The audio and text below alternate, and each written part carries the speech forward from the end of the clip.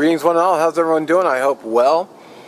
I wanted to shoot a video idea that I had the other day past you, and it involves a dollar store fire kit. Get this thing turned down so you can see what I'm showing you.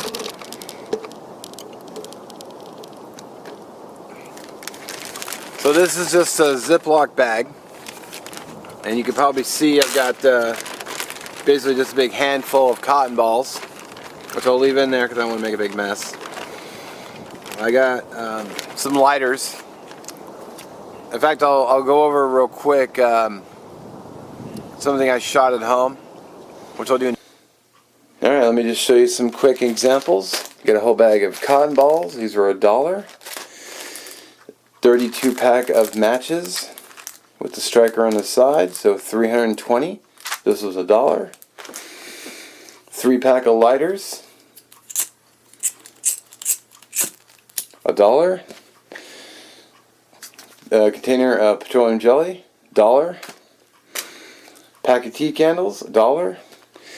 And if you don't want to carry the whole container of petroleum jelly, I found these 3-pack little travel jars, and they are a screw top, so you could use a knife or something or a spoon and scoop some in here and then just dip your cotton ball in there. I don't like pre-mixing because it makes a mess everywhere, but you could use this for petroleum jelly and then use the other two for whatever, like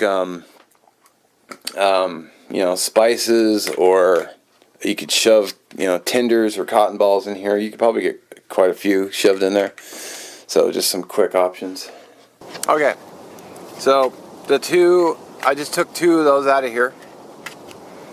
Those are, so basically it's 20 cents for matches. There's lighters come in a 3-pack, so the lighter. 2 flame sources. 2 tea candles. There's 16 to a pack. Then petroleum jelly. Now I've actually had this for a while, so I didn't go buy a new one. And if you can see, it's not even full. It's only about a fifth of what I have in there. So I decided just to run with it. I don't know what the weight of this is, or the whole kit is, because the battery in my scale was dead. So I got to swing by and get a new battery. Which it's like one of those nickel-sized watch batteries, which I think I saw at the dollar store, so I may do that.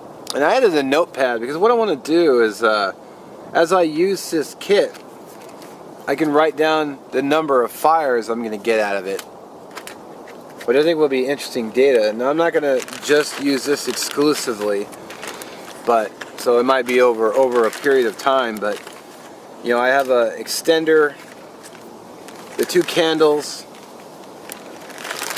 the matches, and the cotton balls. And if I find anything, or scavenge anything like grass or bark or something else, it's only going to extend the kit further. I actually thought about just taking a Sharpie and just writing the number of fires. Just put a little number on there, and then just say, yeah, I've got 26 fires out of this so far. But I went with a notepad because I can always make notes and say, well, I came across some balsam fir sap, which I soaked into a cotton ball. Or I came across, I was driving down the road and I saw a birch tree. And all those things will extend and make this go further, so I'm not using it all up. But I'm probably only invested maybe, if I broke down the petroleum jelly, that for, $1, 2, 3, 4, $5, I probably broke this down to about $1. Now I know what you're thinking. Well, gee, Mark.